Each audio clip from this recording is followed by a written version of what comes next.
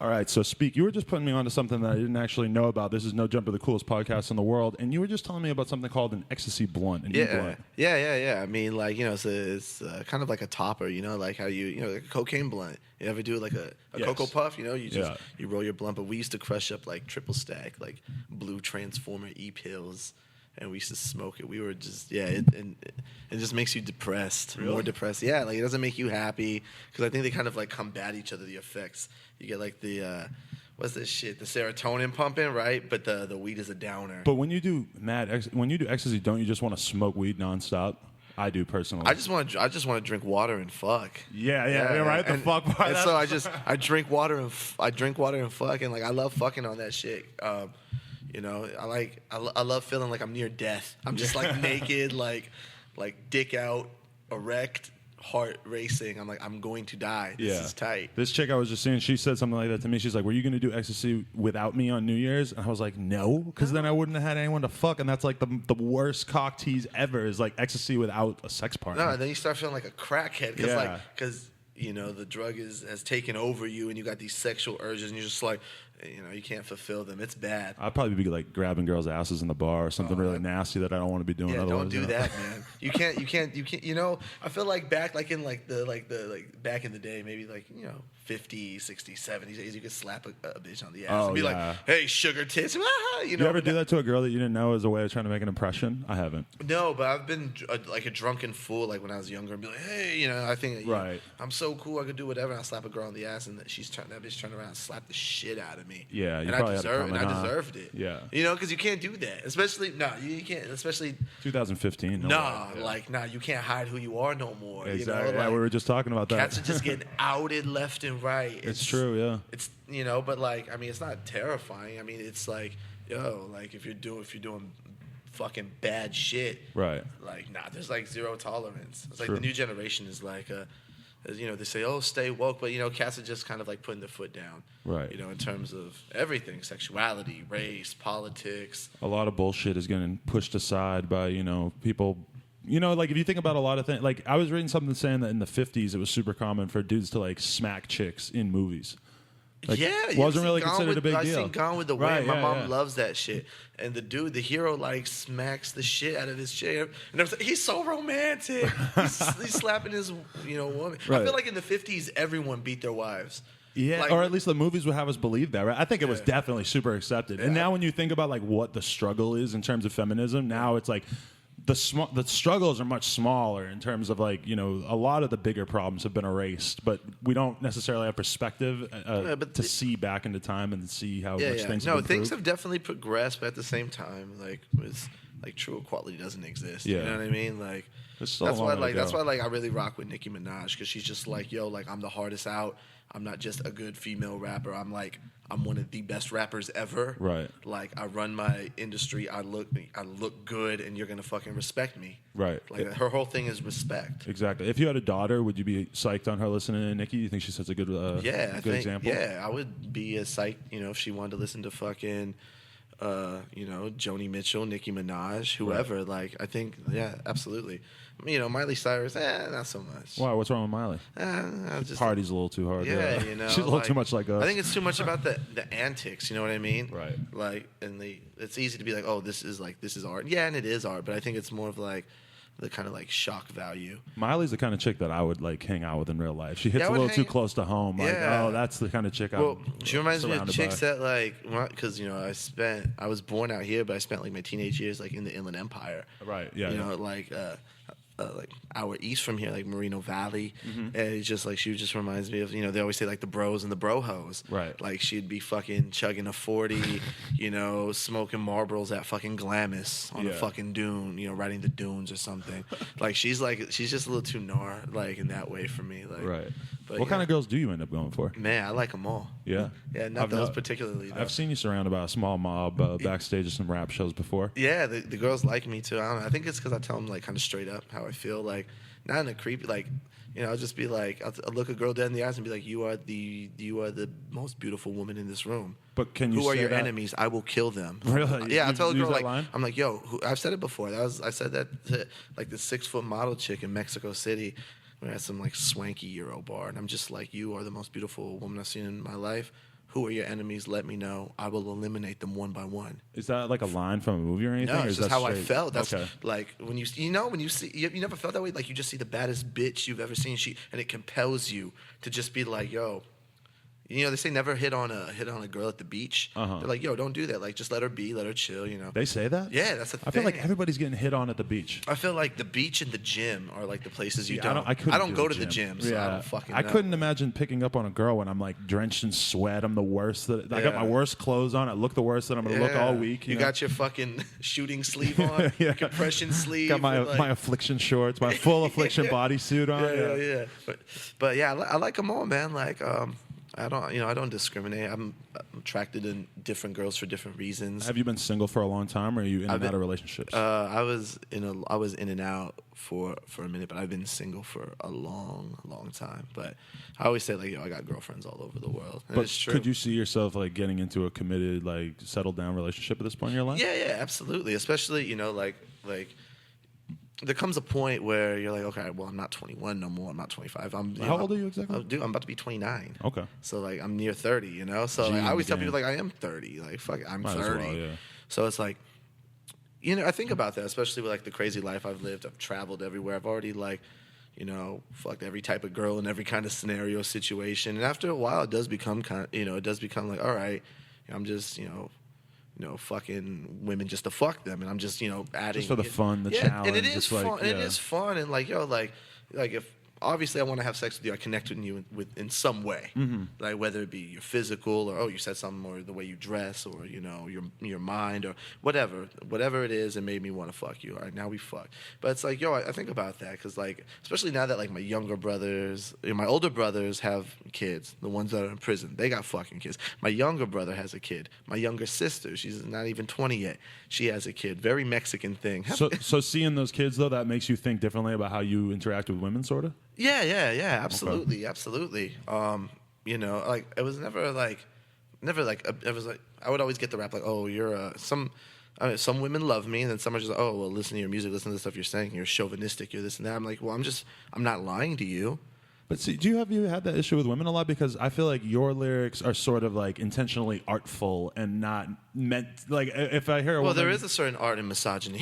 True, but like when you're saying stuff about misogyny, I don't necessarily take it as like if I was a woman who was seeing you, I would not take it literally. I would take it as being somewhat artistic as well. To me, it's just I'm just recapping an experience, or like, oh, this is what the pussy made me think, or this is what the experience, it's all inspired by real stuff. But sometimes like, oh, you call women bitches, or you do this and that, but I'm not like, yeah, bitch, I'm not fucking Eminem in his prime, like, yeah, bitch, I'm gonna kill you, I'm gonna, you don't want to fuck with me, like he's talking about slitting girls' bitches, and I've never raised my hand to a woman, never, like, it's to me, like, I'm real laid back, it's not that serious, right, like to ever, like, I've been pissed off. You should end it before you start yelling and screaming and throwing lamps at each other, right? Yeah, like, like me, I'm like, in those situations, I'm especially I've learned in my experience, whenever you're dealing with a woman, it doesn't matter, you're always wrong. So like, I'm not trying to like fight, my lover or my girlfriend or, my girl or whoever I'm dating. I'm not trying to be combative with you. Right. Like, what's the point? Yeah, what's the point? Let's smoke weed. Let's give each other oral sex. Let's have fun. What is it? What's the fucking point? You want to scream and fight about trivial? I don't do that shit. Yeah. I'm always like, I hit the eject button. I jump out the plane way before. I think that's my problem too. Is that I'll just ghost. I'm so quick to leave it alone before I even get involved to that level. Yeah. Like if it ever gets to that point, like I'll just ghost. Like I just like, I won't. I'm not going to be roped in. I'm not going to be drawn into fighting. Into negativity. Yeah, things that are going to take away from what you really want to do with your life. Yeah, I'm not going to be on my phone. No, babe, I'm in the studio. Like I've seen a lot of people do that. Yes. And then, they go in the booth. Yeah, I got bitches, this and that. But they're like, no, babe. They do the voice. No, I told you I'll call you once I'm done. I don't know when I'm going to be done. I was like, I don't do that. I just won't call you. I won't respond. The worst is the dudes who are on tour, and you could tell that they're just under surveillance, like unrealistic level of attention being paid to what they're doing at all times. Ridiculous. It's like, how could you live like this, bro? Like, yeah, don't let them do this to you. Yeah, no one and nothing will have control over my life like that. Yeah, like, nobody should be able to make you miserable. No matter if it's making you miserable, if it's ruining your travel experience, you should not be in this relationship. Yeah, I tell people like, yo, like I will never have a boss. Like Right. I'm talking about like my parents couldn't tell me shit growing up. So what in your goddamn mind makes you think, girlfriend or business manager or record label person that you will ever tell? Like, if the people who fucking gave me life can't tell me shit, right? Like, what in your mind thinks that you can, right? Because you are so far beneath them. And it's like, at the end of the day, you're a creative person. You're a person who your energy is valuable because your energy is able to not just make yourself happy, not just make you have a good day, but make thousands of other people have a good time by listening to a song or watching a video. Yeah. And it's like, it would be so shitty and selfish for you to let somebody else sap that life force from you. And that's why you got to be careful with who you let into your world. Oh, my circle has always stayed pretty consistently small. Like the people that I'm rocking with now are the same people that I've known since we are fucking 12 years old, right? 11 years old. Well, so let me ask, you are from the IE, from the California area, but now you live in Mexico City. Mexico City. How did this happen? I hear it's amazing. Man. Yeah. Oh, okay. It's funny because pulling up, I drove by 7th and San Pedro. Right. And that's where me and my friend producer Caleb Stone. I know Caleb. Yeah, me and Caleb had a place. Yeah. Like, okay. You guys lived over there. Yeah, we lived there, and. Oh wait, he lives in Mexico City. No. He moved. He moved to Detroit. Right. He moved to Detroit. So we had a place, and we got it. I was living on the west side before that. Me and Westside Ty, the Beeper King. That's like my old DJ, Vince Staples DJ. Okay. Like, he's the West Coast Yams. He's that guy. He's the dot connector. He's the architect. He's that guy. I got to do my Googles on him then. Yo, he's great. He's fucking great. And so we were living on the west side, and Caleb was like, yo, like let's get a spot. I just broke up with my girl. Like, we're not living together. Let's get a spot. I found this place in downtown. We'll make music all the time. You're like, all right, sure, why not? Like, I'm like, whatever, let's do it. It's fairly inexpensive compared to the west side, and we did it. He took all, and then he got back together with his girl like 4 months before the lease was up. Okay. So we got another roommate. He moved to Detroit, and I got tired of seeing crackheads die outside my window. Downtown LA is an experience. That's yeah, for sure, and I'm tough as shit, man. Like I'm but like the whole point of like, I think the whole point is to always live better. Like I'm used to seeing shit like that, but that doesn't mean why would I want to subject yourself to it? Yeah, it's gonna affect you when you have to see people fucking shitting on the ground. I was in a dark place, dude. The Saturday before Sex Quest 3 came out, me and our other roommate, his name is Caesar, he's our engineer on that project. He lived in Engineer. We were walking down to get like a fucking cup of coffee. It's early in the morning. We seen a crackhead fall forward. This dude, like, his pants were down, dick out. Like, he was standing up. We're like, oh, it's just a wino, Right. People shit and piss all over. He fell face forward. He cracked his skull open. He's bleeding. You see all these people who live in downtown. This is right by the Fashion District, right by that Starbucks on Los Angeles. And you see all these people who, buying up the lofts and sand. They're just, like, stepping over him and paying no mind. It's like, a dude is fucking dying. And it just, like...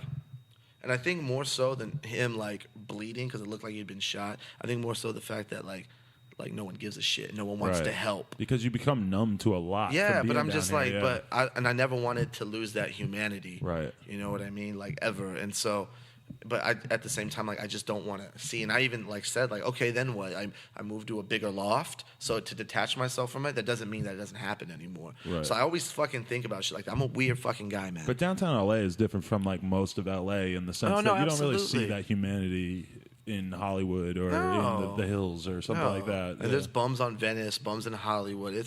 But Mexico City is a very abrupt change from that. Yeah, so I went down to do... This is how it happened. I ended up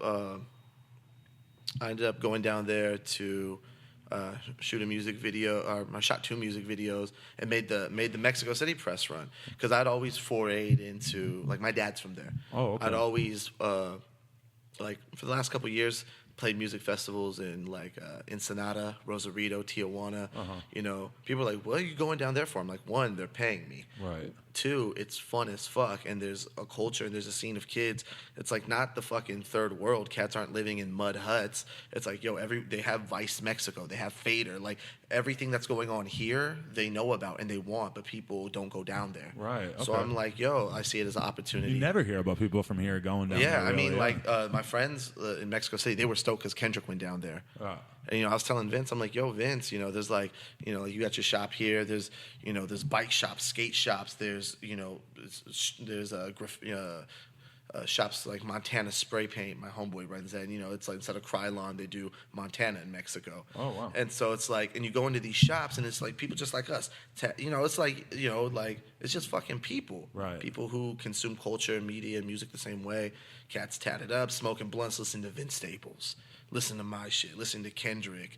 And like, so it's like, we can't, I think kind of like ignoring that is, you know, stupid. Like, why? Right. I'll go, like, yo, if you got a paycheck for me and you want to hear me do these dumbass songs that I've written, I'll fucking do it, and I'll do it anywhere. So I see it as an opportunity. In Mexico City, well, out here, you know, if you want to make it, right? If you want to make it in media, entertainment, music, journalism, whatever, where do you go? New York or Los Angeles? Well, it's insanely competitive. And New York or Los impossible. Angeles. Mexico City is that for Latin America. It's the money city. Right. Oh, okay. So you get people from Colombia, Chile, Argentina. People move out there to be models, to do, you know, music, everything. So we went down there, and I'm just like, I was going to say, the Nylon Espanol shot me at Frida Kahlo's house, which was like, it was like, whoa, fuck, this is very I lit. got killed for not knowing who Frida Kahlo was during a recent interview. No. Kids in the comments were like, how did you not know who that was? Burn Whitey. I didn't even say that I didn't know. Devil. I just didn't respond because it was like the dude said that like she babysat him as a kid. You know Gogo DFT? No. He's a designer, but he's from Mexico City. Yeah. Really? He's done a lot of shit for like Sir and Black Scale. We did a recent interview with him. Oh, crazy. He's got some crazy stories, unrelated. So they're like, no, White Devil, you know nothing. A few people in the comments were like, where's your fucking art history major, bro? Yeah. I was like, bro, look, I'm just chilling. Like, I don't know. Riding my bikes. I'm just trying. Doing cocaine and ecstasy. Like, come on. Like, no, but you know what I mean? Like, so we went down there, and I'm just, they put us up in the studio, and like, hey, if you want to record, we have a studio. So I started working on a record there, and I'm like, yeah, I'm going to stay. Like they were telling me, like, the prices of the apartments, right? So out here, you know, you're paying X amount of dollars, $1,100 for your studio or your one bedroom to see crackheads die outside your window. And you're like, oh, what the fuck, man? This is what I'm spending my fucking money on? What? Yeah. You know? But, you know, they're like, well, you know, this neighborhood, you know, the artsy neighborhood, like Roma Norte is like where I'm staying. And they're like, well, this, you know, this neighborhood, you know, it's kind of expensive, man. You know, that's where the hipsters and the yuppies live. I'm like, well, fucking how much? And they tell me it ends up being like $342. For a nice-ass place? Or? Yeah, one bedroom, spacious. Right. Taco lady outside your crib. I was thinking is everything in general like really cheap in comparison to American dollars? Absolutely. Nice. Absolutely. So you can get a big-ass bottle of whiskey for, you know, $11 of Jameson. And it's good, man. They got Uber. I don't ride in Mexican cabs. They do have Uber. Yeah, they got That's awesome. Uber. Yeah, and it's safe. It's the same, you know. You pass the aux cord in Spanish. They give Do you feel like it's more dangerous down there than it is here?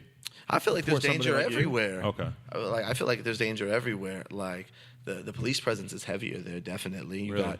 Because I think it's a deterrent because you do got cartels and you got, you know, like jack boys. There's like a lot of muggings that go on at night at the parks, or, you know, the tourists get mugged all the fucking time. But you got fucking like military police, full body armor, just on the corner of near the coffee shop and the taco lady with fucking like AK-47, Uzis, just the guns hanging off. But do you ever see like dramatic like cartel style violence down there? I haven't. Yeah, but we used to see it all the time when we'd go down to Tijuana and see dead bodies. You know, we see the cops like I seen the cops pull.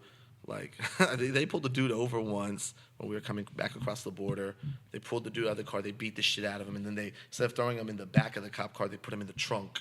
So I'm like, yo, you'll probably never fucking see that guy again. Well, yeah. You know, they find bodies in, like in refrigerators or chopped up in the dumpsters. It happens all the time. You have a lot of friends down there? Yeah, I got a lot of friends. Nice. Like, a lot of dope musicians, man. There's some like really fucking cool shit going down there. In Mexico City, there's this band. I play shows with them when they came out here. We played a show in Pomona. We played in TJ. They're called Los Blenders, and it's like they're like I guess they're kind of like waves. They make just like lo-fi, like garage, grimy rock, and their songs are about surfing and fucking bitches and smoking pot. And like, yeah, it's like I relate to that. Yeah, it's really cool, you know. And it sounds like the Strokes or Waves or whatever. It's just real like garage rocky. Right. Hang out with not too many Mexican rappers. I don't know them like that. But like a lot of producers. Those guys, yeah, they're cool, man. Do a lot of people know who you are out there though? Yeah, which is like weird as fuck. More than here on average? I'd say, well, it's different now because like we just like did the Echo last week and we packed that bitch out. I heard about this. That's exciting. Yeah, it's cool. It's a long time coming, you know. Okay. It's definitely a long time coming. Or New York, play a surprise basement show in New York. A bunch of fucking kids show up. So now like I'm starting to feel like it's happening. Well, it's always been happening, but now like kind of the kids that are coming out to the shows and the numbers we're doing matches like, you know, the internet numbers. Right. Because I know people that have 1 million views on the fucking YouTube but can't sell one goddamn ticket. Right. Like no one will come see them. So it's like it doesn't become real till the kids come out. But yeah, they rock with me tough out there, especially maybe because there's never been a Mexican, like a really like prominently good Mexican rapper that's not like a cholo rapper or a vato or right. Mr. Capone or that is on the list of questions is like what other significant Mexican rappers like are there from like from a kid in Mexico City's perspective though? Do you think that they know about fucking South Park Mexican or some shit? Nah. I don't know. They definitely know about Baby Bash. Baby Bash, yeah. My cousin always makes a joke. He's like a big bicep man. He's just like, dog, I'm telling you, man, the best Latino rappers ever are like Pitbull, Baby Bash, and you, and like he means it like seriously, because like you hear Pitbull on the fucking radio all the goddamn time, right? So like, you consider you equate being the best with being the most seen or the most heard, right? So I rock with Pitbull. You consider yourself like the Jin of Mexico? Nah, fuck that. I don't know what I consider myself. Yeah, you don't want to be Jin. No, I don't want it. And that's the whole thing. Like, it's like, I'm not moving. Like, I'm not here in Mexico to work on this album and do a reggaeton album, or I'm gonna do an album in Spanish to pander to this fucking audience. Right. I'm always gonna be me from here. Right. But change of scenery is like really good, and the music that's coming out of it's good. Like, I'm not all of a sudden, okay, he lives in Mexico now. Like, no, we're not doing that. Is that the temptation? Shit. To just be corny as hell with it? Yeah, we're not. Yeah, we were. I was tempted to go full cumbia, man, because those guys make the fucking money, bro. Right. The real money, like 150. Like those guys, they make 150,000 a gig. You guys see this documentary called Narco Corridos. It's about the drug singers. Okay. Because like the boom bum bum. It sounds like the norteños. Those are all songs glorifying the violence and the drug trade, right, and the cartel, and they're naming real names. It's low key like dry snitching. Yeah, it's really. But those guys are making. I am gonna check. That sounds interesting. It's really it's really interesting. It shows you the booming industry, and the art is reflecting the very real violence that's happening at the borders. Right. But yeah, like I don't know. We might go full cumbia. I don't know. How much do you pay for weed down there? Man, better than here? Yo, I tweeted it. No, the weed is not better than here. Absolutely not. Are the prices better than here? The prices cannot be beat. Oh, okay. I'm gonna tell you this, man. Shout out my plug El Bebe. He'll come through with the Oaxaca, the Mexi Sexy, the ounce for like $25. $25. Yeah, you gotta smoke a whole 8 to get high though. Really? It's like that for real though? It's that bad? Yeah, it's not like dirt weed. It's not like dirt. It's like it's mid. Right. The mid is still selling in Mexico. It is. The mid is going up. Is there any like demand for like real high quality weed down there? Yeah, but it's just expensive. Okay. It's expensive as fuck. I had no kush. Well, when we were in Acapulco, I went to this music festival and I was on the beach and I smoked some good weed. Right. In Acapulco, but like the rest is just mids, outdoor Oaxaca. I'm not hating on that. I could go to Mexico for a week and deal with the mids. Yeah. A few weeks. Why not? But like then I came back here for the holidays and I linked up with some friends and I fucking hit the loud pack in my I felt like it was a religious experience. You probably kind of forgot that. I felt like I remember the first time I was ever high. I was like 13, 12 maybe. It was probably 12. And I had that feeling, after not having it for 2 months. Yeah.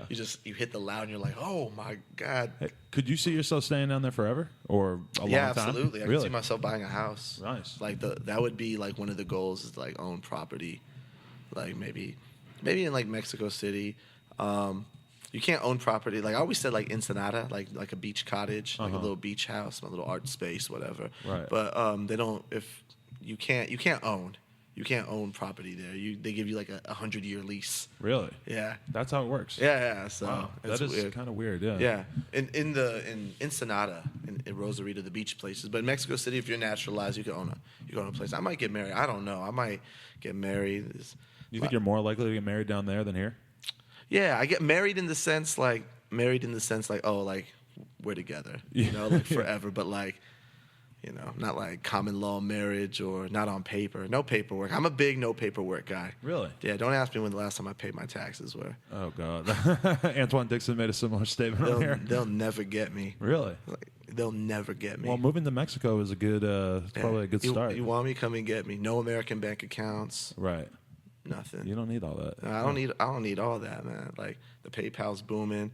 You know, I own a lot of different things, none of which are in my name. Uh-huh. Yeah, that's some real street shit. Well, like, my whole thing is, like, it's how I want to live. Yeah. Like, I was talking to my manager, and he's like, yo, when are you going to, when are you going to get a license again? I was like, yo, I'll probably never have a license, but I'll always have a car. Uh-huh. You know? But you never got pulled over? You never had an issue with this? No, before. I've been pulled over before. Uh-huh. Take the car, fuck it. I'll write a couple songs and get another one. Yeah, like, you know what I mean? Like I don't know. It's just like, why? Like, I don't know. You can get a lot of trouble for driving a car without a license, though, right? You can get a lot of trouble. They'll impound your car. I've never paid a fucking street. I've gotten hella tickets. I've never paid a ticket in my life. Really? Yeah, I refuse. Why? You're making me wonder why I've been paying all these tickets all these years. Because you're living in fear. I am living in fear of having bad credit and being arrested. I don't credit. I don't do none of that. My grandpa came from Mexico, self-made millionaire doing transmission, work. The shop is still, my uncle's run it now. My uncle, Tio Beto, runs it. Okay. It's in Maywood. Shout out Bismarck Transmission. No, but you know what I mean? No, but seriously, It's just like, yo, he's self-taught.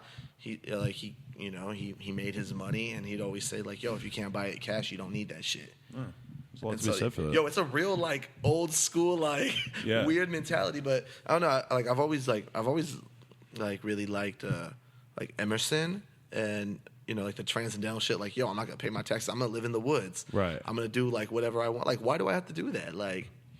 There was a guy who got caught like near where I grew up who had like dug like a house underground basically. Oh my God, I was just like, that is the fucking life right there. Doomsday preppers. Never have to pay tax. Never have to do shit. You just go to your little bungalow. I mean, the breathing I could see being a big issue, but if you sort that out, then fuck it. Yeah, it's like, I don't know. I think maybe that's why I like Mexico City so much, because it's like the last affordable, metropolitan city, but it still feels like. It's a place for outlaws. Still raw. Yes, it's like, it's a scale of New York, has LA weather, but it's like, I've met like a lot of like fucking bad dudes down there, and I'm like, yo, this is tight. This is the way to do it. Before something happens. Yeah. They're one of the most corrupt. All the governments are corrupt. But right, Mexico State is just different like, way. Yeah. Oh, it's very blatant. But the fucked up part is that our like lifestyle is basically afforded by all the fucked up shit that goes on in Mexico. Like the fact that drugs are cheap here is because the fucking crime is so insane in Mexico between the drug cartels. Oh yeah, no, absolutely. Yeah. But it's all it's the circle of life, young Simba. They fucking like, come on, the U.S. governments. They're also part of that. They also have a huge hand to play in that. You know what I mean? Like, yo, the U.S. government was rocking with Pablo Escobar and Ricky Ross until they fucking couldn't control them no more. Right. Or same thing with El Chapo. And then once you become too out of control, then they're like, oh, we have to put the war on drugs. We have to stop these people. You're the fucking people bringing the shipments of big ass boats of cocaine just don't come into the harbor. Big ass. 18-wheelers full of pot and methamphetamine just don't come across the border. Right. There's so much internal corruption, and they're enablers for it. Yeah. So fuck them. Fuck them. Yo, all right, so we are a half hour in talking about a lot of drugs and a lot of Mexican stuff, but outlaws. I do want to throw this out there, is that your name has come up repeatedly on this podcast for the hit song of which you wrote, Gucci Gucci. Yeah. Was that the first real action that you started to see in terms of the music industry? It never happened. No. Yeah. That was the first song I've ever written for anybody else. Oh, really? Ever, yeah. And so how did you know Cray? My man Davey Boy Smith, he's from England, but he ran a website called Southern Hospitality. Oh, okay. Where they they would put like a lot of hyphy, a lot of Southern rap, a lot of underground internet shit. You know, like this is like 2009, 2010. And he'd post my shit, you know. He'd always show me love. It was like one of the first websites who ever posted my music. Then he was like, he knew I really liked Lil B. He knew I really liked the pack. He was like, "Yo, have you seen the Like a Martian video?" I'm like, "Yeah, of course. That's one of the greatest fucking rap songs ever. I fucking love Like a Martian." He's like, "You should check out the chick who directed it, Krayshawn."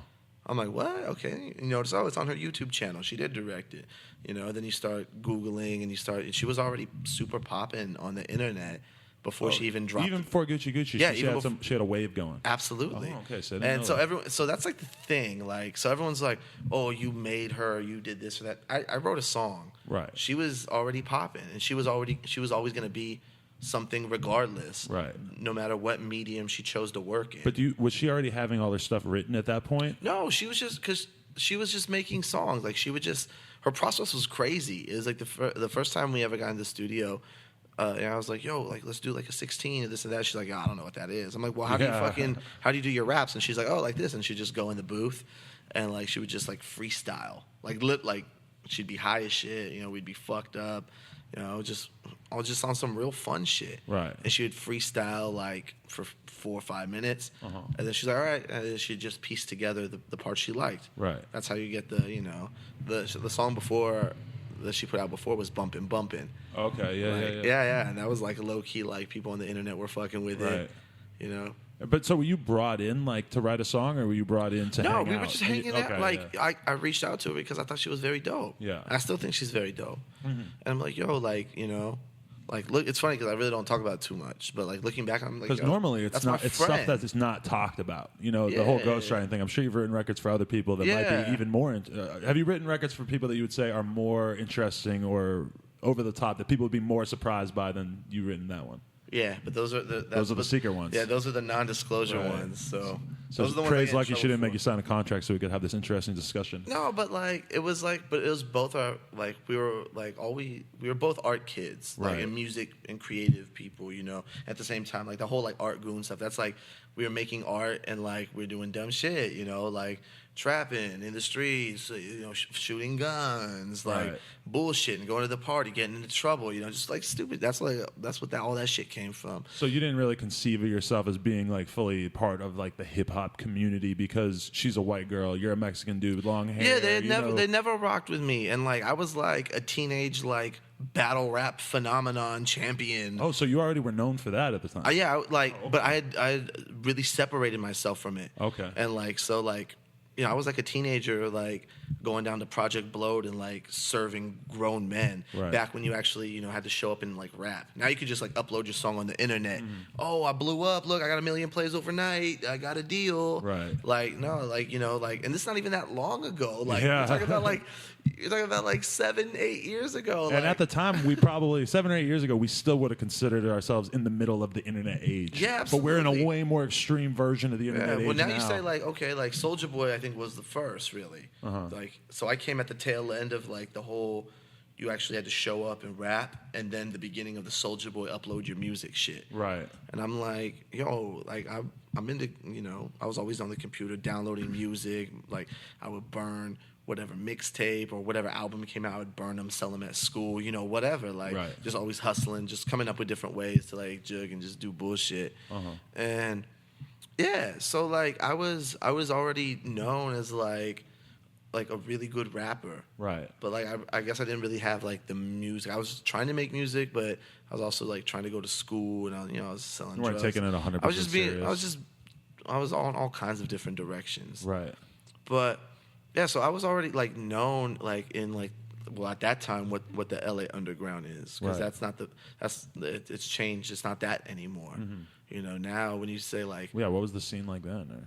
Dude, a lot of like backpacker shit, right? Like flippity bippity lyrical miracle, but I never liked that shit, right? And I was never into it. Like I respect that shit, but that was not my swag. And so everyone's like, "Oh, you're some backpack hipster." I'm like, "Shut the." I'm from out here. Why were you not into the super lyrical stuff? Because you cared more about the songs and the actual music. Yeah, I've always liked songwriting. I've always liked, and I couldn't understand why I never liked the division. That's that's the thing that like really pisses me off. I never could understand, like, okay, why are you only allowed to like Mos Def, but you can't like Cameron? Why can you like, Jurassic 5, but you can't like Hot Boys or Mobb Deep? And I'm like, yo, that's stupid. To me, it doesn't fucking matter. Right. If it's dope, it's fucking dope. And those divisions were so strong back then. But you even still see it on the internet. True, yeah.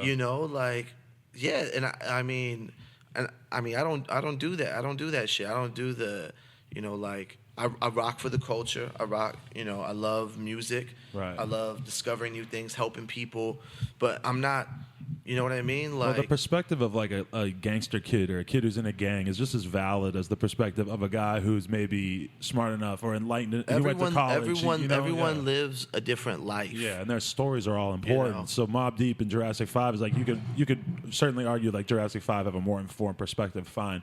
But to say that like one is valid and one is trash, that's the wrong answer. But it's the worst, and those divisions shouldn't exist in something as counterculture and something as rebellious as rap music. That's what it's about. Totally. People, everything, even like same thing, punk music. Like this shit comes from, being neglected by. It comes from the youth. The kids, yeah, absolutely. And it becomes the disenfranchised. It comes from the neglected, the people who were shitted on, the people who told they can't be nothing. This is when you have nothing, you create something. Right. And that's how art goes. So I never liked those divisions. So I was more swaggy than all those guys.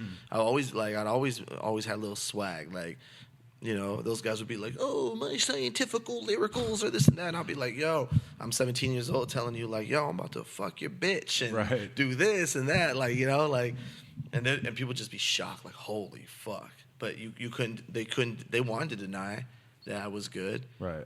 Not much has changed. People still want to deny it. Well, yeah. Do you think that people think you fell off, or that they actively hate on you or something? I don't think they actively hate on me, but I think because, like, real shit, people, like, when my name's brought up, people be like, "Oh, yo, yeah, that guy could rap. He's dope." But I just don't understand why I'm not mentioning the same, like, creative, the creative vein as, some of my contemporaries. And that doesn't bother me. Like, the kids come to my shows, they're sold out, they pay tickets, they buy merch. That's good. They support me. Respect. And that's what matters. Right. Like, I'm not focusing on. I'm not focusing on what I don't have. Right. I'm focusing on what I have and how can I cultivate it to build it up. Right. Without, like, Do you feel like we were talking earlier about how nowadays being a rapper, you're kind of really playing this whole social media game, and you need to really be like not only making the music but also expressing your personality online constantly? Is that weird for you to go through that struggle, I guess? No, because I've always been like outgoing. Like I've always written, like I've always done all kinds of things.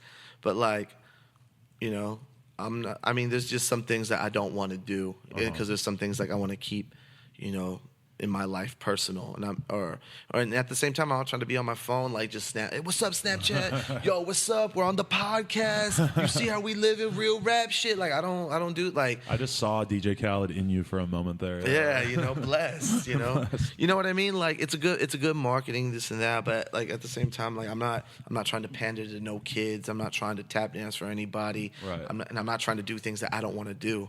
Right. But like I have Snapchat. I use it occasionally. I got Instagram. I kill the Twitter shit or whatever. Right. Like I have I use the platforms, but at the same time, like, some things people like are a little deep. Yeah. So people go crazy. Like it was funny. I remember like I was talking, like maybe it was like last year when like Puya and them came. They did like Los Globos. Right. And I went. I'm just like, yo, man, you want fucking Snapchat and Twitter fucking these bitches? I'm like, slow down, young. You know what I mean? Like, no, they were going hard with that for a while there. Yeah, but I'm just like there's certain, like, to me, like, everyone knows I fuck bitches. Like, I'm not trying to put, like, now, especially because like I'm a few years older than this batch of artists that are doing their fucking thing. Not coming up because they're all fucking killing it. Yeah. So I don't want to say, oh, they're coming up. No, they're fucking doing great. Right.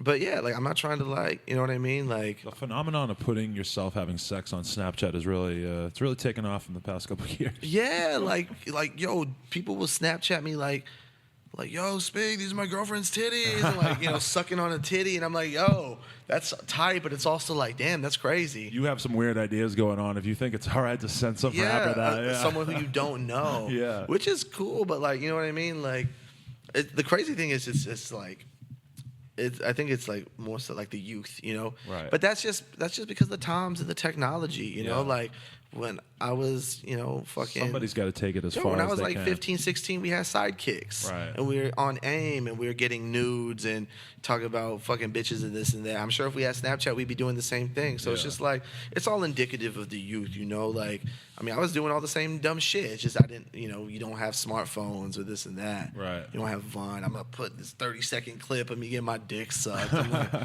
right, cool, man, you know? Fat Trell eating a stripper's ass. Yeah, like, and I've done shit like that. There's like stuff on that, like, on the internet that, like, I'm, you know, peeing on a girl. I'm fucking throwing money on her. And, you know, it's just shan. You know, I've done all kinds of crazy shit. Right.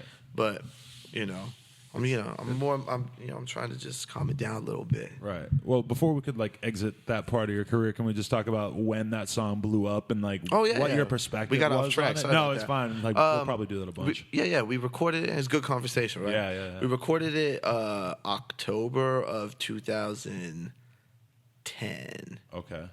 And then it came out in May. Uh-huh.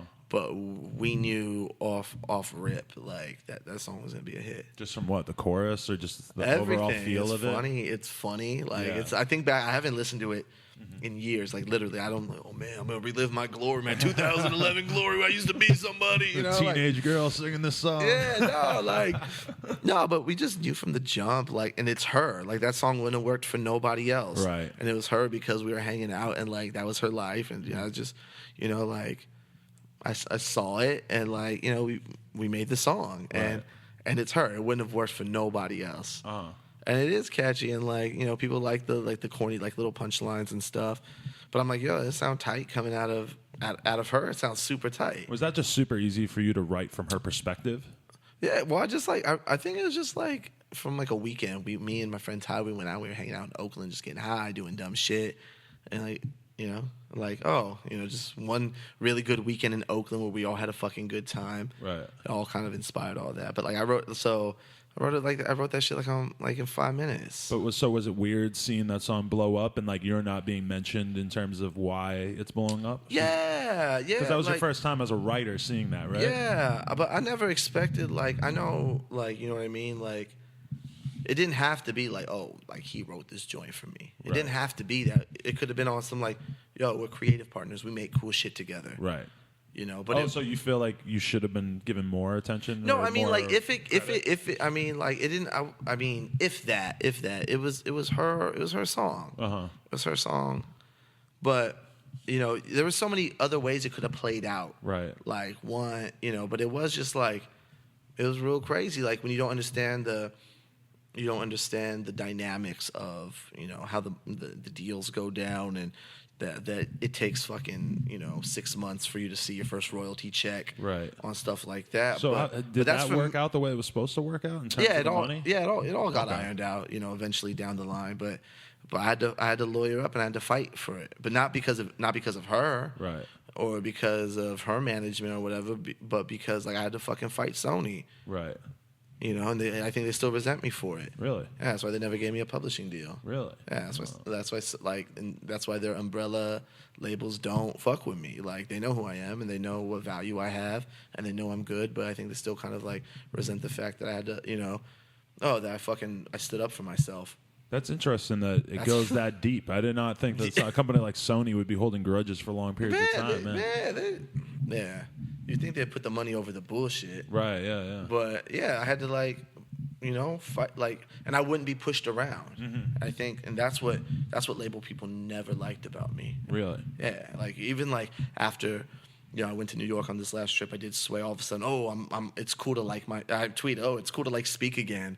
He was on Sway, and he showed everyone that he was fucking raw. But is that how you feel like when you have like a moment like that freestyle on Sway comes out and everybody's paying attention to you for a little bit? And do you feel like it just becomes a wave again? Like all of a sudden people are jumping back on? Yeah. Is that how it works? Yeah, absolutely. But like, people are, oh, where you been? I'm like, yo, last year I put out Gnarly Davidson. It was a top 10 on iTunes. Right. And like, I'm on the fader. I'm on like, right. You know what I mean? Like, I'm not as on it as frequently as some of my peers, who if they fucking take a shit, it's a fucking headline story. Right. But like, I'm getting my press, but at the same time, I don't have a press person. I don't have a manager. Are you okay with that, or do you think that that's kind of just something? It's got to be the right fit. Time? It's got to be the right fit. I'm not trying to, like, you meet all these press people and they're like, yo, you really have something going. And, oh, they've been telling me that for years, and it is true. I got something going. I've built something for myself. And they're like, oh, we want to work with you, but yeah, we need we'll do your press.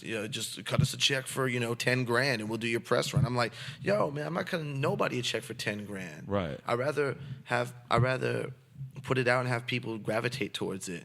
Right. When you go and do something like Sway, is that something that you just networked your way into on your own? Or was that... that's actually a really cool story. I was riding in my friend's car, and he has satellite radio. Listens to Shady 45 and stuff.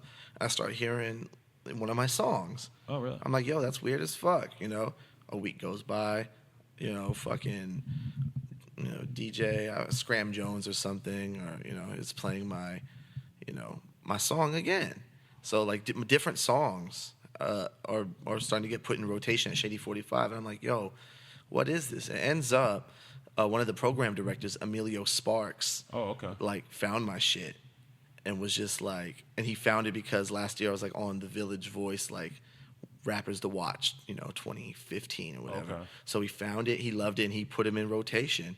He reached out to me and he's like, yo, anything you need, like, I got you. And I'm like, yo, man, I appreciate that. I'll send you new records. I'm like, yo, I'm coming out with a new album. I'm flying out to New York. I'm gonna do some press runs, some photo shoot shit.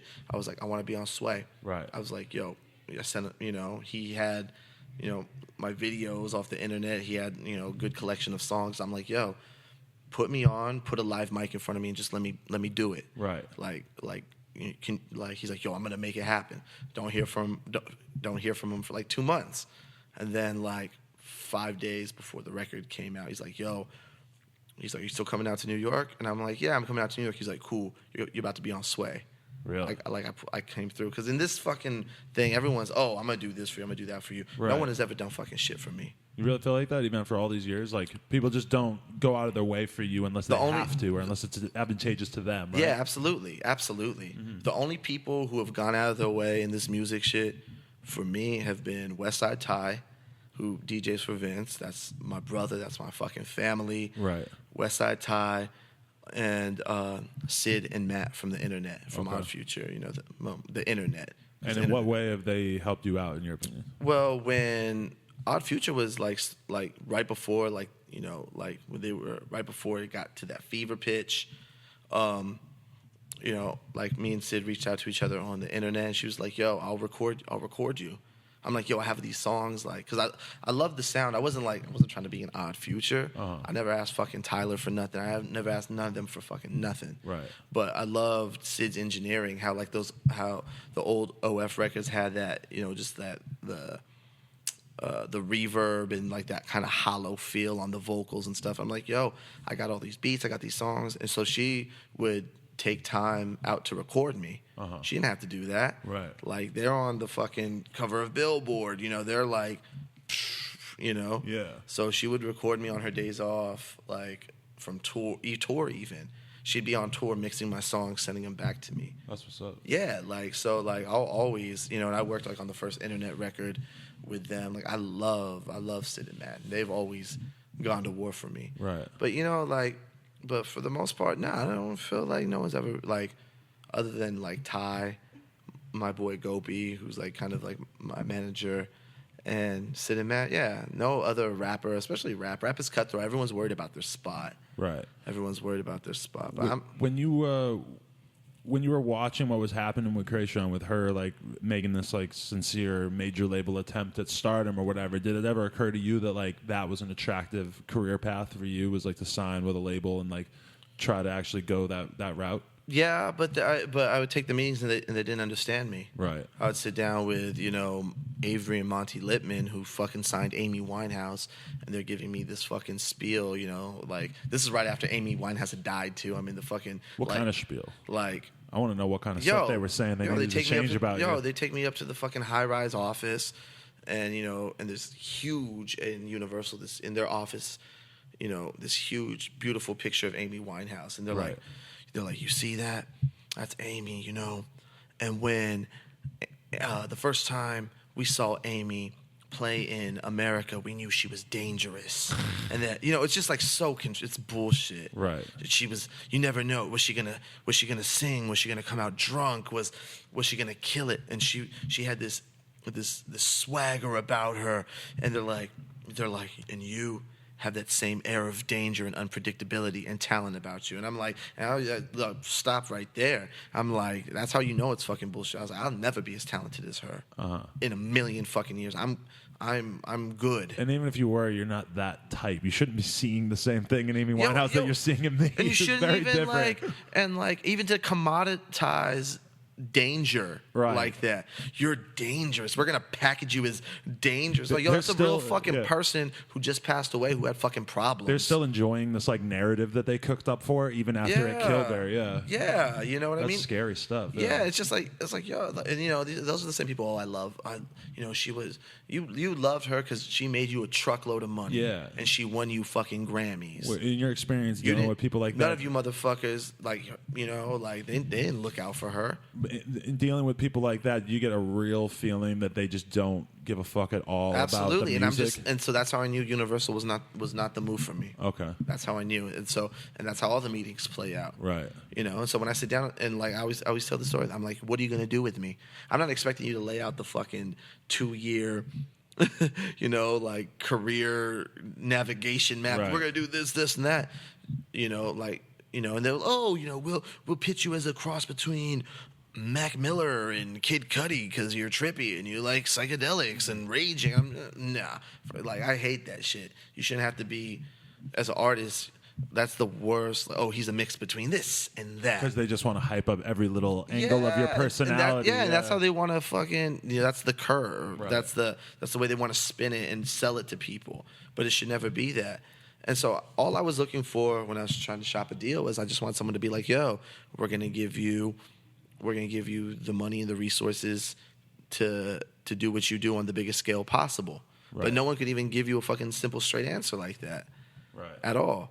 So I was like, okay. And that's like their job, is to promise you the fucking world, and then once you actually are signed, then they might just decide they don't give a fuck. Then they put you in the studio with producers you don't give a fuck about, and they're like, we need that radio single. Fuck a radio single. Yeah. Like, that's the old way. That's why these labels are fucking going out of business. Right. That's why you go in there and they're empty. But how do you feel when you look at somebody like, you mentioned that you're friends with Vince Staples. He got signed, he's been putting out stuff, and it seems like they're actually allowing him to have this like long-term career trajectory where like his album is fucking amazing. It doesn't have these crazy compromising singles. Because he's that good. Right. He's that good, and No ID is directly handling, you know, the direction. Right. They're Vince's songs, they're Vince's ideas, but he, you know, I think a good producer, a good A&R, a good label person, they know what to do, or, you know, to bring the best out of an artist. Mm-hmm. But everyone knew from jump, even when Vince only had, you know, a verse on Mike G's song, and all that existed for a long time, you know, was like a couple sparse verses. We have verses songs together.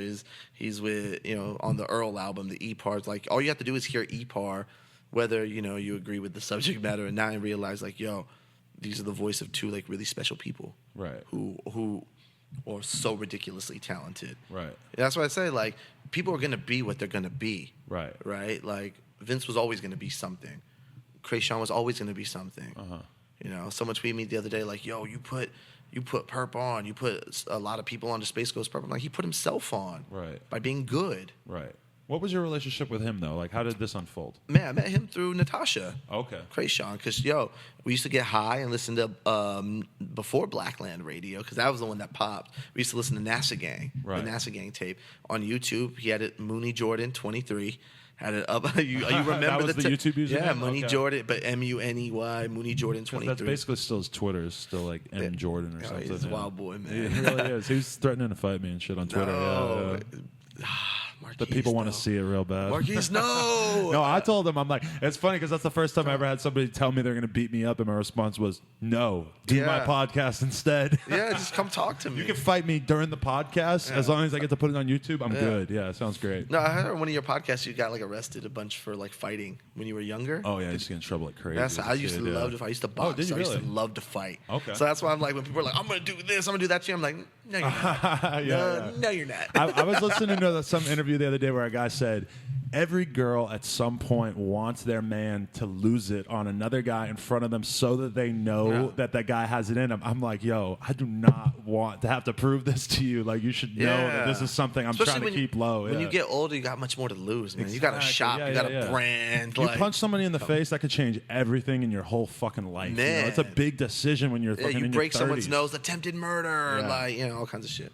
That stuff sucks. But yeah, I met Perp through Krayshawn. We used to get high, listen to NASA tape, and back then, like that probably only had like maybe 400 views each song. That early, all right. Yeah, yeah, definitely. And all those plays probably came from like me and Natasha. Right. And then like I would show like Mike G, Matt, and Sid. I'm like, yo, I'd get high with them and be like, yo, this is the dude. And I reached out to him, and I think the first like press he ever got was like on like LA Weekly because LA Weekly stays early. They've written the first things about a lot of artists. Actually. Yeah, and a lot of the times because I tell them like, yo, this is dope. You're zipping them off always. Yeah. I'm not gonna be like that guy. Like I found it first, but come on, like tell them to write that Bones article. No, they were actually early on that, but I've known about their shit from a minute ago, from when he was the kid, you know. Right. I like what they do, man. Yeah. I like what they do a lot. That's hardcore. I like Bones' melodic stuff a lot, where like he's singing. Right. Like, you know. My favorite Bones song is the one with Spooky Black. Yeah, with the screaming on it too. Yeah. If you had a Zune, I hate you. Yeah. That's what, But yeah, so I plugged a Space Ghost with LA Weekly. Boom! All of a sudden, now he's got national exposure because they get picked up by Village Voice. You know, it's like the sister publication. So he's everywhere now. And then Odd Future. It's just a lot of timing. Around that time, though, there was a shitload of different movements popping off, like the ASAP shit, the Odd Future shit, the White Girl Mob, the TDE. To a certain extent, you know? Especially like LA based. Yeah, absolutely. Yeah. Yeah, and the Odd Future, like Sid used to play, Suck a Dick for 2011 at all the shows. That's classic, right? It'd jump in, and then the kids are like, would just be going crazy. It's the height of Odd Future, fucking Beatlemania or whatever. And everyone's like, yo, what the fuck is this? And then you really get to see how shit spreads, because one person gets it on their phone. Right. And then it's like, what is this song? Yeah. And everyone wanted... If you were associated with Odd Future, you're associated with this and that. Everyone wants to find out who you are. Okay. What is this? So, yeah, but he put himself on, like, by just being good. Someone, like, then Yams and the whole ASAP crew discovered his stuff. So he would have been found out regardless. Right. But I always feel like me and Yams always talked about it. Like, he would, like, lurk my shit. Like, I would lurk his Tumblr, too, though. Right. Like, because he was up on shit that I'd never heard. But so what happens between this and you guys doing a video with Juicy J? Oh, so me and Perp are cool. Krayshawn got the deal. She got her deal. I'm getting flown to Miami to, like, write songs for, like... So you were writing a lot then. I had really to pay the bills. Yeah. I don't think there's anything shameful about it. I think it's fucking sick. No, absolutely. It's fun. It was interesting. Yeah. It was, it definitely made me the rapper, the songwriter that I am now. It's just kind of like... doing that, you got to step outside yourself. Exactly, because I find that whole idea really interesting. Like you sitting back and thinking, like, what's important to Krayshawn? Or what's important to this person? Yeah. And, that just seems cool to me. Yeah. So I'm going down to Miami to work. We go down to Timbaland's studio. Okay. Like the Hit Factory. That shit is crazy. There's plaques everywhere. Gorgeous studio. And I'm like, so when I first go down to Miami, like the first person I call is like Perp. Right. I'm like, yo, bro, like I'm in South Beach. What's up? Come to the studio. You're not gonna believe this shit, cause like I want, I consider them like a friend. He's an internet friend, Right. But like I'm just like, yo, like I want to Tim's not here today. The studio's empty. Let's make some songs. Right. So he comes through, smoking up, having a good time, and then he's like, yo, Juicy J's in town. We're gonna meet up with him tomorrow. I'm like, what? That's fucking sick, you know. So we go to, I forgot, some real baller ass hotel, Juicy J's poolside, eating like wings and getting drunk, champagne, and you know he was a fan of Purrp's beats. And he was happened to sing like the Gucci Gucci song. He was like, yeah, man, Gucci Gucci singing. I'm just like, oh, man. And then Purrp's like, yo, he's like, my boy wrote that. He's like, what? Are you serious? Let's go to the studio right now. And then we go to the studio and we made a bunch of stuff. We made a lot of things. Like I have like, that's kind of like one of my some of my prized possessions are like the unreleased stuff that we made. Oh, okay. It's just because it's just like, all right, like this is for me only. With you, Purrp, and Juicy? Yeah. Damn. So would those ever be released in your opinion? Oh, I mean, I'd play them. Yeah. I'd play them for people. I have them on a hard drive. You know, I got a bunch of hard drives full of music and stuff. Right. Yeah, it was really cool. So we go and we do a bunch of songs, and then with like the last one we do for the night, it's like fucking 6 a.m. or like 5 a.m. We do these bitches rolling, and he had a camera guy, this guy named Jake, who was following him around everywhere. So you did the video the same time you did the song. Yeah, we're in the fucking hallway of that's like Pharrell's studio. Right. That one's Pharrell's studio. And it's under this old ass abandoned hotel in Miami. Mm-hmm. Well, it's not abandoned, but it's a non-operational hotel. So we did the video, and it's just like, yeah, just do whatever, cook, swag. We're drunk, we're high. We're like in the fucking broom closet. It's real funny. I'm in my socks. Very like you could tell exactly how the video unfolded. Yeah, and it worked. Right. So that was that was at the end of 2011. We dropped I dropped like my Sid Guess My Mix is back. I dropped the first Inside Out Boy tape or whatever. We do a huge party at the Gravel Pit with the guys Damon, who like they were real helpful too. Yo, man, yeah, you could have it's my store, throw a party. Mm-hmm. Free beer, and like fucking 1,000 kids show up. Right. Only like 150 could get in. It's a fucking shit show. But the day we threw that release party for the mixtape, all the stars lined up. The LA Weekly article comes out that I wrote the song. Oh. But Juicy J's tape with the Blue Dream drops. Right. And people hear me on that tape. He's on fire at that time. Oh, nobody's bigger than him right then. Yeah, he's just smoking. Yeah. Smoking hot.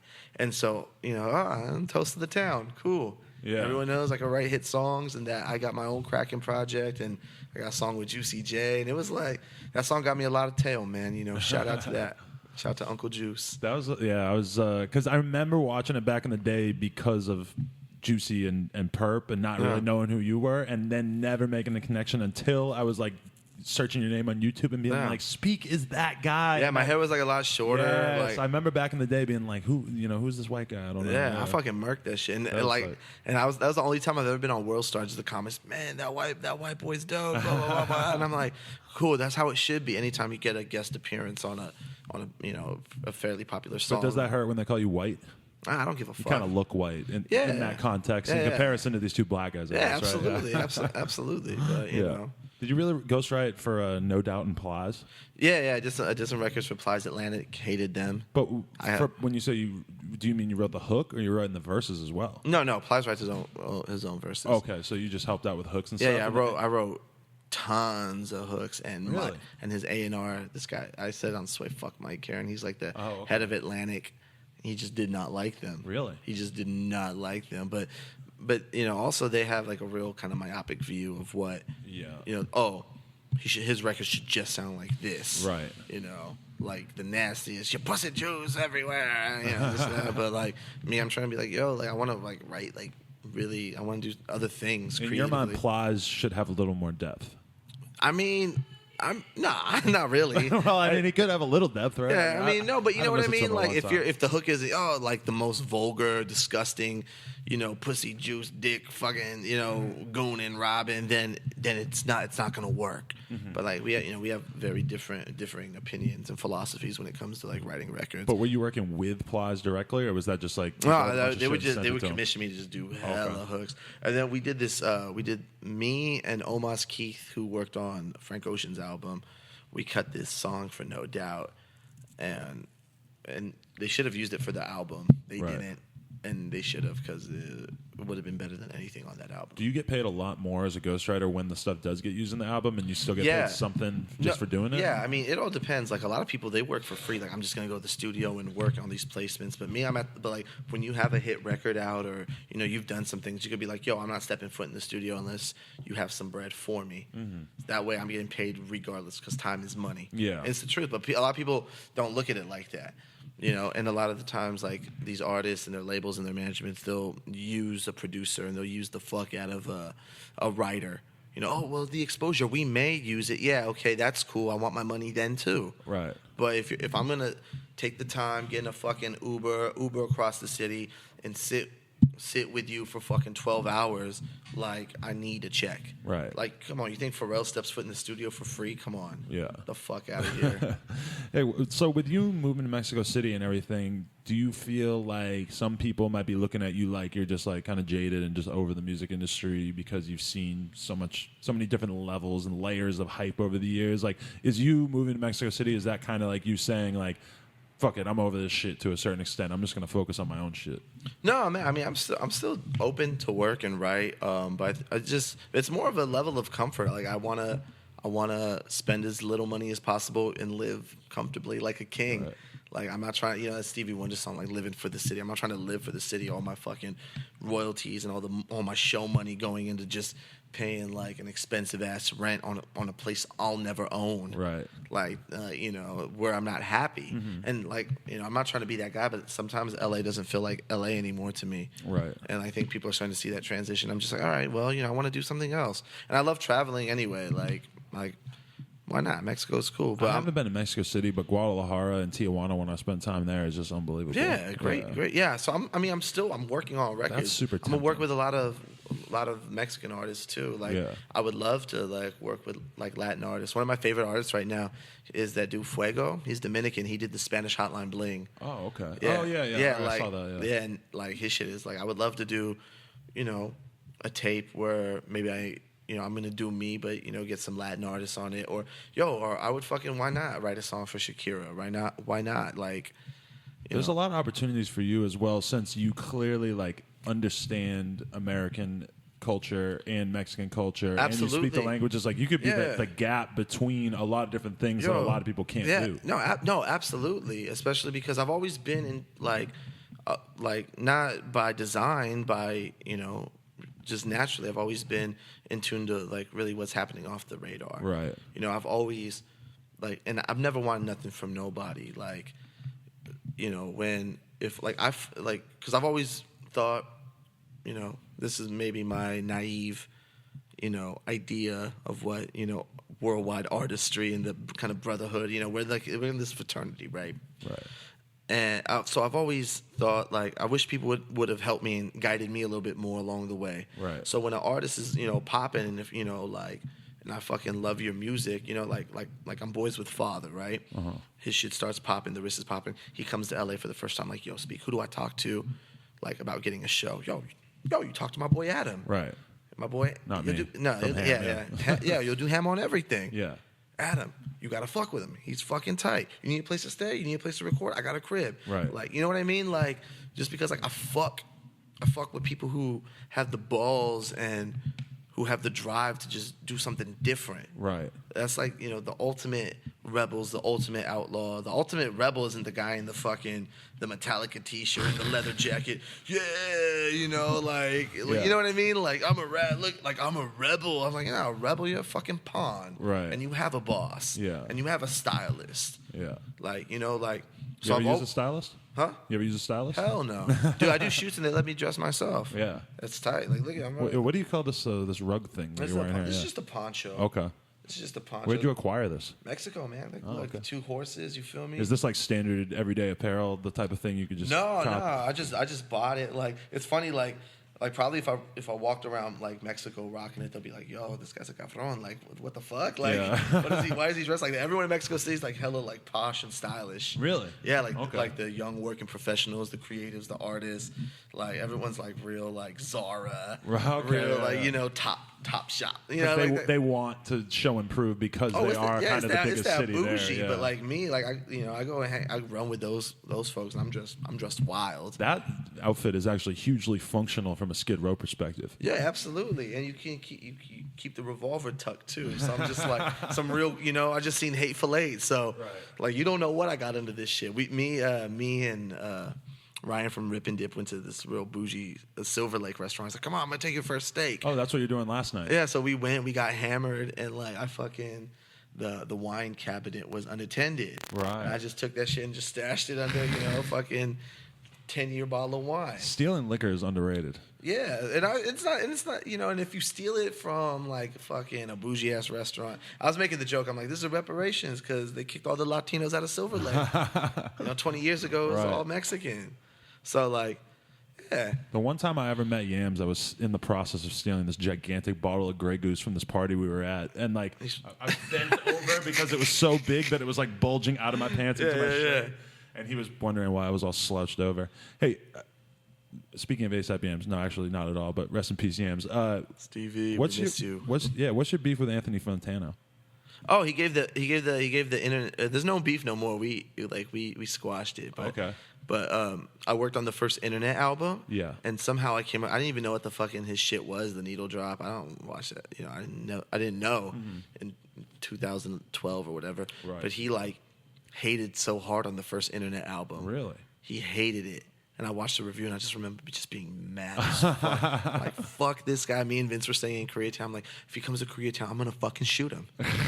He'll never fucking come to Koreatown. Why would he? I'm on drugs. I don't know what I'm talking about, right? But I'm like, yo, fuck this guy. He doesn't understand the hard work we put in, Now I got to go watch that review. Yo, that sounds very that Purple Naked Ladies, he thrashed it. Really? And sitting there, I'm just like, whatever, dude, because they don't fucking care. Yeah. Like, whatever. And I'm just like, no, we worked hard on this album. This is our friendship, I'm just like, fuck that guy. And like, I was just like, oh, fuck him. When you say it got squashed, how did that unfold? He was just, I think he left a comment on one of my videos. He was just like, this is a good song. And then we talked on like Facebook, like we just messaged, but like, I'm like, yo, I blew it out of proportion. You can come to Koreatown. Right. I'm not gonna shoot you. I like the idea of rappers like beefing with Anthony Fantano though, just because he really doesn't seem like he would deal well with it. Yeah, he's but not like, built for that. No, he is what he says he is. He's the music nerd. Yeah. I really respect the niche that he's carved out for himself. He probably makes a shitload of money. Yeah. All he's doing is sitting in that room reviewing albums. And everything is monetized. Like it's like. I just don't get who's watching them necessarily because to me it's not hugely entertaining. Bozos. Yeah. I don't think he's entertaining. I think some of the shticks he does when he does the other guy. Yeah. I have a character and he's a rapper. Like he does like weird like I'm not into it, but I mean like. People watch it. I think it's like, why do people listen to fucking, Republican talk radio? Yeah. Why are people going to listen to this podcast and be like, yo, he's full of shit, he's an idiot, or yo, he's the greatest thing? People like to get, worked up. There's probably a lot of 30-year-old guys out there who really like the Needle Drop, who are like just like us in a lot of ways, but not quite. To me, like his opinions on a lot of music doesn't really like compare to the level of like opinions that I get on music from certain music writers that I pay attention to. I mean, I'm not on the this writer is because they're critics at the end of the day. And if you make something bad, they're gonna fucking but like guys like Jeff Weiss is a fucking great writer. He does all the fucking LA shit. But see, I wish that there was a way that somebody like Jeff Weiss or Nas could monetize their shit in the way that Anthony Fantano has. Yeah, they fucking deserve it. But that's the thing is that I think Jeff or Nas like they would never go down that road because that's just they're critics. Like that is not the personality of a critic to go sit in front of YouTube all day. Anthony Fantano is a rare breed because he's able to do that. I do respect but it's also that, it's also a reflection of like kind of like they say like music journalism is dead or whatever because like these like whether you're a YouTube critic like him or whether you work for Pitchfork and stuff, it's almost like the music is secondary and it's more about your opinion and your star shining and stuff. But like I always try to like you take it with a grain of salt, but I know what it is and I've lived through it, and it's really hard for me if you've never been hungry, if you've never had to trap, if you've never had to live through the shit. Right. It I don't really can't take what you say about rap music seriously. Right. You know what I mean? Like, it's hard for me to understand wanting to be in the position of just trashing. Well, I guess a lot of like critics, they're not necessarily they're not trying to trash everything, but that's a weird perspective to be in, that you're talking shit on like the Internet Album, for example. I mean, these are like young, poor, hungry kids trying to make something out of themselves. And if you really don't like it, like if I don't like it, like if I listened to the album and I didn't like it, it would make me happy to be able to not say anything about how I didn't like it. Just be able to tell my friend I don't like that album or something, but I don't want to put that. I'm going to tell the world. I'm going to tell my 900 million subscribers why this album sucks. Yeah, like that. I don't know. It's a weird position you're putting yourself in by being a reviewer, I guess, right? Yeah, I don't know, but whatever. He's part of the YouTube community. Yeah. Hey, shout out to Neil Drop. I would like to interview him sometime, even if I'm not the biggest fan. I just find him interesting. My boy Lee, he has a podcast. He interviewed him. Oh, really? Intuition. Okay. Do you know Intuition? Yes, yeah. Kind of neat. That's you have like 1 million views on your freestyle from there, right? Beast. Yeah. That's weird. I wish those people bought the album. The albums do all right. The merch does all right. I live off of it. It's cool. Right. It's funny how people equate success. They're like, well, you're not selling out Madison Square Garden. You're not on the Vince and Rocky tour. But I'm like, yo, like I go all over the world. I do all the drugs I want. I have fun. What drugs do you want to do? I mean, I've done everything. I've done everything except like heroin and crack. But what are your faves? Like what? Psychedelics. Okay. And I'm not just like, oh, my third eye. I discovered acid as a 28-year-old. I'm like, man, like I brought acid to my hood. Like what? Right. all the dudes I hang out with the fucking face tats and shit. But like acid or shrooms, like how often do you like to partake in those kind of things? Shrooms makes me poop. That's gonna be the name of my autobiography. Shrooms make me poop. Yeah. Shrooms make me poop. Could you see yourself writing a book? Yeah. I got like a draft. I could see that as well throughout this conversation. Yeah. They always I always get asked to do because I was on like the Creative when they relaunched MySpace. They would pay me a bunch of money to write about whatever I wanted. Like I would go on adventures, I would do drugs, I would like go to different countries. They would on their dime, and I'd write about it. And I had a weekly column. Like Vice is asked. Like I've done stuff for Vice. Oh, okay, so you do have writing chops. Yeah, absolutely. Nice. That shit's easy. You just get fucked up and you just go in. It's like writing a song. And so, but I've got asked like to do full-time writing, but I wouldn't do it for a website or a publication. I could, I think like.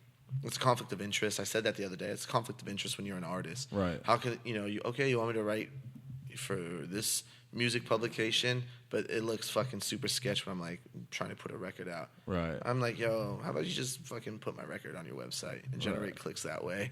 So I was gonna say that earlier too, is that like if you ever felt like stepping away from presenting yourself as an artist, don't you think that you could be like a really good like A&R or like music industry guy if you were willing to sell your soul a little bit? Yeah, absolutely. I mean, I've done consulting work, and I got tired of people bringing me into their nice office. Oh, we're going to have a chicken pasta lunch. Tell me, Anthony, what are you listening to? Really? I'm like, and I'll just be like, oh, man, going through my phone. Have you heard this? Have you heard that? And they just try to kind of steal your taste from you? All the fucking time. Really? Okay. All the time. And then a lot of times they don't fucking get it. Yeah. And this is a fucking honest, true story, man. We were listening to McConan, and I knew McConan through Matt Martian. Love McConan. Yeah, because Matt is from Atlanta and he likes all the weirdo Atlanta stuff. That's how we knew about Father, all that shit. Right. We're talking about 3 years ago, like about 4 years ago. McConan had this song called "Sneaky Lady." It sounded like really okay. It sounded like It sounded like "Great Balls of Fire." He's playing the piano. She's a very sneaky lady. And he's singing like that. I could see McConan being able to pull that off. Yeah. Yo, it's a fucking great song. Right. And I'm like, yo, this is great. I'm like, this is the genius songwriting. I'm like, sounds like Great Balls of Fire, like Little Richard. This shit is hard. I would take it to offices and play it, and they would like turn it off and say, get the fuck out. Don't come back here unless you got something I could sign. Really? All of a sudden, Tuesday, and don't sell Molly no more. All of a sudden, everyone, McConan. I'm like, yo, McConan's always been that dude. Right. But that's the curse that you were a little too early, right? Like, you saw a little too far into the future. All the time. Yeah? Being futuristic is hard, man. Being futuristic is hard as fuck. But, like, ask Adam from Ham on everything, man. Like, he'd be like, yo, like, what's pop? Like, he's up on a lot of shit, but I'll be like, yo, this, that. Right. I'm not trying to like puff my chest out, but I always see myself as an advocate because I don't want nothing from nobody. Right. That's what I was going to say when we were talking about critics before. I was going to say I think it's better to be an advocate than a critic. Absolutely. Instead of oh, I'm gonna tear this person down to build my name up, or tell you why this record's good, why this song is good. Fuck that. Like, if you rock with something, just be like, yo. Yeah. Like, you know. Nothing should make you happier than like finding some 18-year-old kid that you think has talent and like actually giving them a little bit of an opportunity. You know, that's the best thing in the world. Yeah. I mean, I know I could be a successful label person or a successful, you know, I've always been a dot connector, but the thing is from the bottom of my fucking drugged out heart, I don't want to exploit nobody. Right. I don't, you know. And that kind of is required in the music industry, huh? Yeah, whether you're a manager, this and that. I know you say, oh, we're getting money together, this and that, but like, I don't want a dime off of no other artist. Right. Like, if you're dope and you rock with me, you know, somewhere down the line you'll do a song. I hang out with Father all the time. Where's your guys' song together? You and Father haven't made us like. Yo, because I'm not pressed like that. Right. I'm not, like, not everything's a fucking photo op. Not everything has to be, you know, like, I'm not no surfer, man. I'm not trying to ride nobody else's shit. I love music. I like putting people in contact with each other, and I want people to make dope shit, make money, have fun. All right, we got about 10 minutes left here. Let's talk about your current musical career, shit that people can go out and get right now. Let's talk about the album that came out last year. Sex Quest 3. Right. Sex Quest 1, 2, 3, and then the Fall Time Radness EP. Okay. I worked like a fucking dog this year. So if somebody wants to go listen to like a project that you put out recently, which is your recommendation for what they should sit down with right now? Oh man, go listen to Sex Quest 3. Okay. I got some cool features. We did some really cool. We got Antoine on it. How would you describe Caleb's production on this? How did he? Man, his shit is, I don't know. It's not really. He has those hard hitting kind of like trap drums, but it's not trap music. But he comes from like noise pop, punk band backgrounds and stuff. So a lot of weird synths. Like I think he's another guy who's just too far ahead of the curve. Right. And like he'll get his just due. People are starting to figure it out. I mean, he did a joint on Kelly Uchis. He did a bunch of things, you know. Right. But like, yeah, Sex Quest 3 is really good because it's like everyone's like, oh, well, you're just like some like rapper. You just got bars. I'm like, oh, actually, I'm a really good songwriter, and I'm flexing songwriting chops, you know. Right. And because that's what I want to do. Like, not just like make like rap anthems and the turn up songs. This and that. Like, I want to like really construct songs. But see, that's what's funny is that I watched that Sway freestyle, and what was my instinct? I went right to Twitter and I said, "Yo, Speak is an ill-ass rapper." I almost forgot. Yeah. And I am. But that when you watch that Sway freestyle, that's definitely what you think is like, fuck, this dude is lyricist lounging this shit. You know, he is fucking crazy with the bars. Like that shit was. Yeah. So I feed like both because a lot of like the earlier fans like maybe weren't because the Sex Quest stuff's like more experimental, even though I'm still rapping and you know it's more songwriting. But they're like, man, what happened to like Inside Out Boy, these bitches rolling or Sway and stuff? I'm like, if I really wanted to be fucking Anthony Fantano and just make my living doing YouTube freestyles, I could do that shit. But I don't want to do that shit. Because it's all why? Because it's all about the music, like the final product. Do you really geek out on seeing that final album? Yeah, I want to construct songs, and it's more than just like, oh, here's rap bars and punchlines. Right. I could rap. Everyone, like, people know that. Like, you know, if I stop. Do you see that as almost being like the cheap version of it because you're a dope rapper? It's just a part of it. Right, yeah. It's just a part of it. But I think the true, like, mastery of the craft comes is when you could do what like Future or what Kendrick's doing or what Young Thug's doing and merge the melodies, the ideas, the hooks, the bridges with the rap bars. Right. That's when you really kind of like you become a master. Right. I don't feel like I'm a master yet. Not yet. But I'm getting better each time out, which is crazy because the shelf life of a rapper is really short. Right. But you know, I always say like. I'm a real big fan of like Bernard Hopkins. He was like a boxer who didn't get his chance at superstardom until he was 36, but he was always good. Right. But people are like, oh, he's no, like he just didn't have things didn't work out for him. He didn't have a good promoter. You know, people slept on him. He was always good, but he finally got his chance at stardom at 36, and he fucking ran with it. Right. Like you are very futuristic, though. I'll give you that, man. Like thank you. I appreciate that. Even if you don't like my shit, that to me, that's all I want. I don't want a million. Just be like, yo, that guy's like he's on some different shit, and he's good. Yeah. Like it's not my type of good, or if it is your type of good, just like I don't know why it's so hard for people to give me that kind of credit. See, I feel like there's almost like a consensus by a lot of people that you are like, you know, a pretty amazing rapper and musician. So I mean, I'm not sure. Maybe you see like the things in a slightly different context where I get it from my peers. I get it from my peers. Right. Like I'm well respected amongst the peers. People who are way more popping than me. People who have a lot more money than me. People who are, you know, killing shit. You know what I mean? Like, I'm very blessed to have their respect, and like that means a lot. But on a scale of 1 to 10, how good did it feel selling out that show at Los Globos the other day? Yeah, it felt at the Echo. It felt the best. Oh, the Echo. Sorry. It felt the best because it's like a vindictive moment, right? Especially like it's a hey, fuck you, I can do this, right? And not only could I do it in the LA market, I could do it in New York, I could do it in Mexico, I could do it in London, I could do it in Toronto. So when people are like, oh, like, you know, like I said, the shelf life of a rapper, you know, it's not a long one, right? Really, realistically.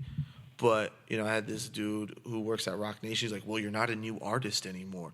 No shit, I'm not a new artist anymore, you know? Do you think that guy, he was, like, really holding that against you? Yeah, no. Like, it's a thing. He's like, well, you're not a new artist anymore. It's like, okay, I'm not a new artist, and this is not my first project. But every time I come out with something, I'm reinventing myself, reinventing the visuals, the merchandise. Everything is getting bigger, bigger, and better. And I'm doing it without fucking dick riding Sesh or Buffet Boys or, you know, whatever the new shit. Right. I'm doing it without dick writing them, and I'm doing it without copying what's top 40. Right. So, like, so what do you even mean? That shouldn't even have to mean anything, right? Yeah. So when I do sell out shows or whatever, it's a huge victory. It's a huge, like, I'm gonna come on your face, like, fuck you. I can be myself. Fuck you for doubting me. And you know what? Like, next year, I'll sell out the fucking El Rey, and I'll sell out the Wiltern. Just like last year, I'm like, yo, I'm going to be on Sway. Right. I'm going to be in GQ. I'm going to do this and that. Like, people don't see that. Like, I'm crossing these things off my bucket list. Hell yeah. And it feels, like, really good. So, like, when I see, like, you know, like I said, whether it's Sesh or fucking Puya and them sell out this venue or this venue, I'm like, God damn, that's tight. Yeah. I'm not like, oh, man, it should be me. Like, I'm just like, damn, that's dope. Yeah. Like, I want to do that shit. That would be like better go back to the studio and work harder. That's the worst attitude that you can get, I think, as like a but musician. It's a very rap attitude. It's very common. Yeah, it's very because everyone is worried about their spot. Right. Right. I already have my spot. I can never make another album today, and people will be like, yo, like, he did some good things for, you know, music, and he did some good things in Los Angeles. Oh, yeah. You know, and that's ultimately what matters. Right. You know, because when you die, you can't fucking take the Bugatti with you or the $1 million, you know? True. So yeah, it is vindictive. We're going to keep doing it. Oh, yeah. Fuck everyone. We're vindicated. We're out here. It's been awesome speaking with Speaks. The Twitter and the Instagram, Speak with a Z at the end. Follow me. Follow the man. And check him out on SoundCloud as well. And go cop the albums, the mixtapes, cop everything. Or steal them. Steal them even. Hit up the what was it called? Strawberries? Yeah, Pirate Bay. Whatever you want to do. But what was the record store? Is it Strawberries? Oh, no, I've never been there. No, that's maybe some East Coast shit, but I think I might be saying it wrong anyway. Hey, come and, you know, steal the music. Yeah. Fuck it. Yeah. You've been listening to No Jumper on NPR. I'm Anthony Fantano. That really is how it sounds though when you do that voice and you get super close to the mic. Oh, you ever listen to like Solection or like the you know, the more beat guys? Yeah. That make like the real like futuristic sound. Yeah. Like they're all like, I love listening to their shows, but they're all just like, and that beat right now that we just played was Sango. And we're very blessed to have these vibrations. Dude, you really do sound like you're on the radio. Like as soon as you hit that tone. I could do anything. My whole life has been, I'm going to be tight at whatever I do. Hell yeah. That's what it should be about. That's true. You've been listening to No Jumper. You've been listening to No Jumper. This is Adam22. Thank you very much. Subscribe to us on YouTube, iTunes, and SoundCloud. Subscribe, bitch. Check out my man Speaks on the internet. And we'll be back. We're dropping 2 a week heavily for the next few weeks. So R. Kelly calls that the double up. The next episode after this one may just be Young Simi. So if you're interested in hardcore Miami gangster rap, tune in. Love Simi. Thank you very much, Speaks. I almost just called you Sway. Yeah. You do not remind me of Sway. Oh, one more question. Yeah. When you offered Sway the weed, was he accepting of that? Yeah. He gets high. Yeah. I was like, yo, I brought the loud pack. He's from the Bay. He's a Bay guy. Right. Yeah. I was like, yo, I brought the loud pack. He's like, what? He got a little weird. He was like, I brought that shit on the plane. Yeah, did you? Straight off the plane, dropping the flame. You dropped it. You brought weed on the plane from here to New York. Yeah, it's in my fucking carry-on. Oh. And if the fucking feds are listening, fuck you. Come get if TSA. I'm in Mexico. If the feds made it an hour and 28 minutes into this, then I am very, very thankful to the feds for being such big fans of the podcast. Yeah, thank you. And caring about our misdemeanor level crimes of sneaking weed across the country. All right. Thank you very much, Speak. This has been dope. Yeah. It's dope. Yeah, thanks for having me. That was fucking fun. Yeah, I hope I is enlightening or that make a fool of myself. That was beautiful. I think that's exactly what it should have been.